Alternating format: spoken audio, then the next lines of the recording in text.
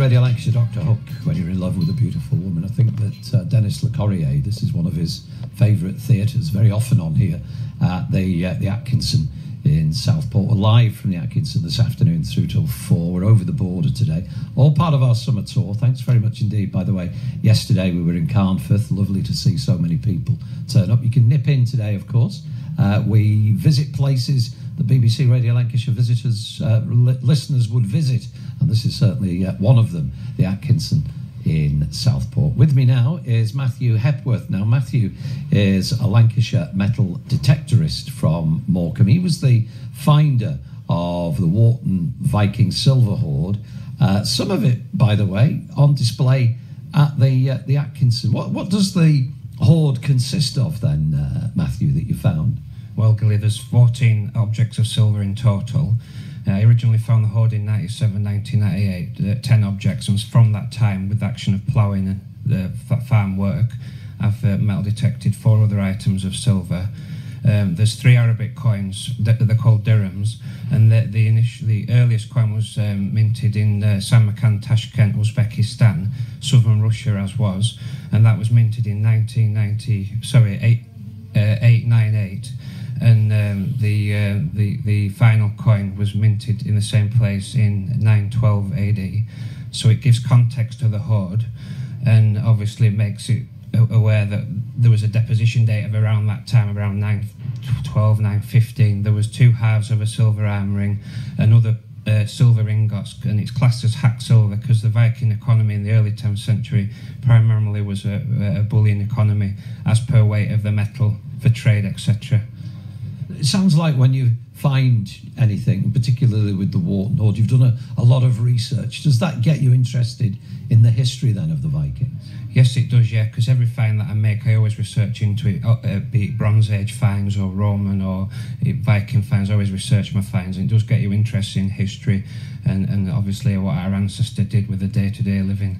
Well, what got you interested in metal detecting then? I've always been interested in history, and obviously I've loved walking out in the countryside, and ever since I was 16 years of age I bought my first metal detector, and then it evolved from that time. I was finding old coins, pennies, half pennies, and then it evolved from there. Joined a local metal detecting club in Lancaster, the Loon Valley Metal Detecting Club, and I'm a member of the National Council for Metal Detecting, which promotes responsible metal detecting, and from there it's all evolved, and I've had the good fortune of finding some good finds.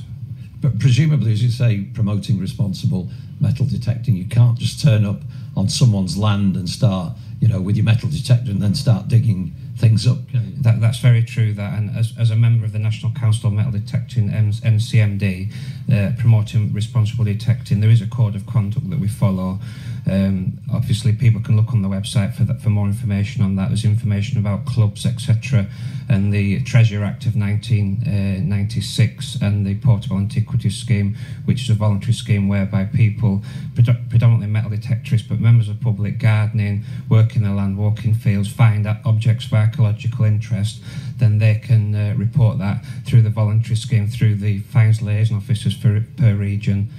And I think over the years, probably since you started, metal detectors have become a little bit more sophisticated now, have they? Yeah, very much so. I mean, in the 27 years I've been detecting, they're computerised now, a lot of waterproof as well, very sensitive, so that's helped in myself with finding these sites in the past 20 odd years ago, and then going with a more sophisticated metal detector. That's helped in my quest in finding more items of archaeological interest.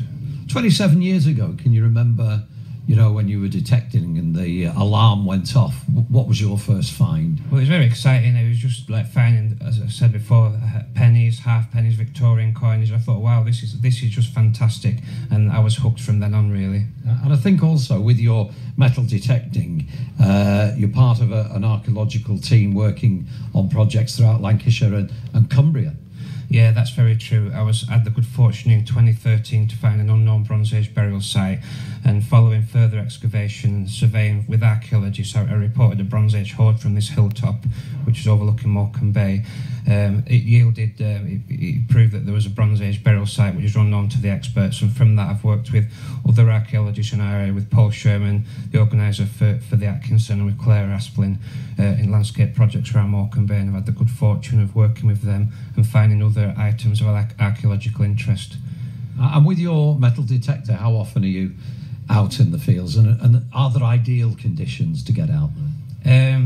I mean, there are ideal. I prefer it when the ground's is more damp. There's more, moisture. You probably have to really dig deep with this lot, don't you? Get the drill out, really. Yeah, definitely. It's rock hard and it's difficult to detect at the moment, as you say. But yeah, the ground needs to be moist. You get a better reception with that. But yeah, I mean, ideally in a ploughed field's better as well, because it circulates the soil. Well, lovely to chat to you, Matthew. Matthew Hepworth, a Lancashire metal detectorist from Morecambe, who discovered a few years ago, I think over 20 years ago now, the Warton Hoard. That's on display here, part of it, until this weekend. We'll head to the news.